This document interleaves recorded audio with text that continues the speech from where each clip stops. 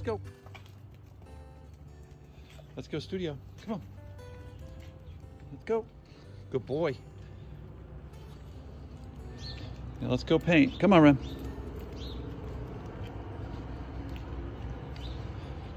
Good boy. Let's go see what's in the studio. Come on. Let's go.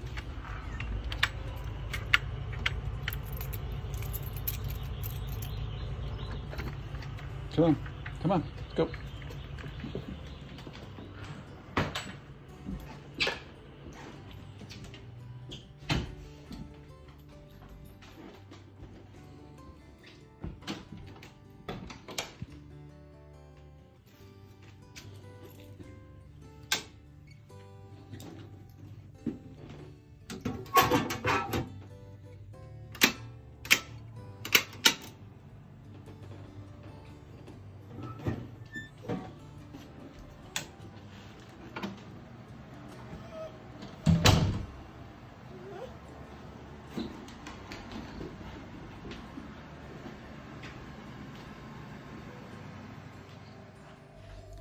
Studio life begins and ends outside of that space.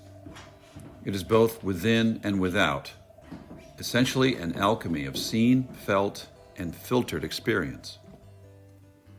I'm a painter working from life, at most an editor striving to bring into focus the qualities that best uniquely express my vision.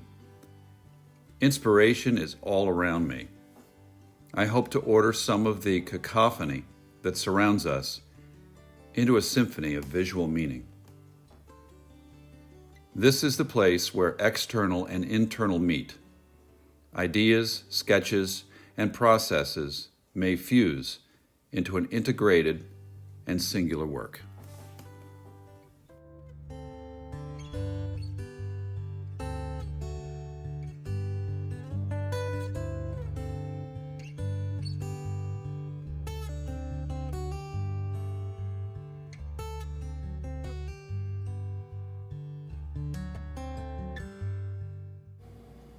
Over the years, I've come to realize that there is absolutely no substitute for a direct confrontation with the subject in my approach to painting.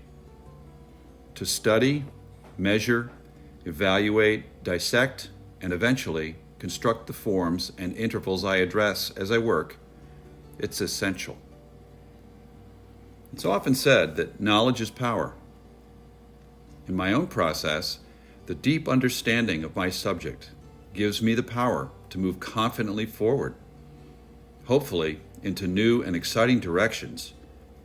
With this ring of truth as a foundation, it allows me to distill poetry from the cornerstone of reality.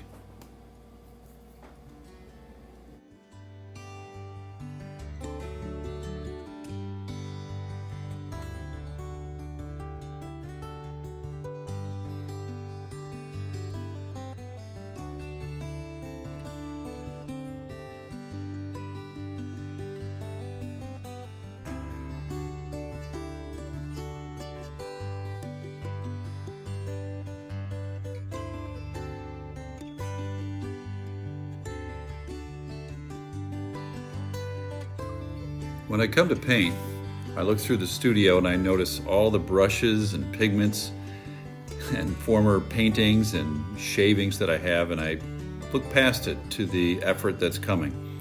The first thing I need to do is to stir my paints because the pigment settles. I do that after they've been heated.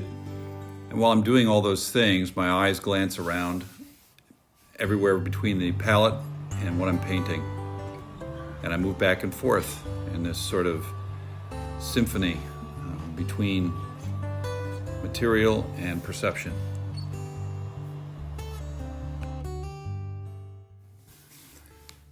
You'll notice that my palette is very different from a typical palette.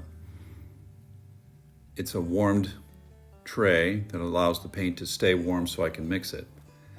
And I mix colors that are both commercially prepared and colors that I've made myself using beeswax, Damar resin, and dry pigment. I love this quality of paint because it's easy to apply and to build up a appreciable thickness And as you do that, you find that it doesn't dry, it just sets when it cools. So the painting moves along at a very deliberate kind of pace. When you look at my palette and my studio table, it probably looks a little unorganized. However, I have a system in place that seems to work for me, and it does involve a touch of the random to enable me to think on my feet. As much planning as I do, nevertheless, I see that as simply a base to be able to work into and then work out from. You'll see a number of different brushes. Some of them I keep warm on the palette. Others I keep warm in a little vat of hot wax, and that allows me to clean the brushes as well as to keep them warm. But as I get onto the painting, I want you to notice that the heat source is as much a part of my process as the brushes. With that heat source, I actually keep the paint moving, particularly when I'm doing a larger work and when I want to work on certain small areas and details within that work. And it's a double-edged sword. That heat gun, if I don't pay attention, will ruin sections of the painting if I point it there too long. So it is a delicate balance. It's something that I've worked at over the years to become comfortable with. And I settle into a certain kind of rhythm when I'm painting. It's hard to explain once you get to the point where you're not even aware of your surroundings. You're just in tune with the paint, your tools, and the image that you're working on.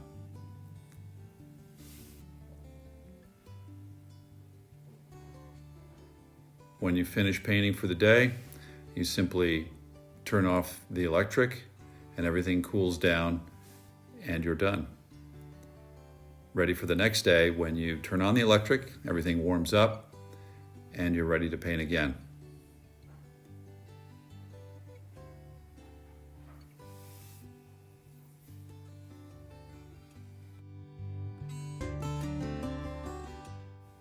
So the process of encaustic is quite varied.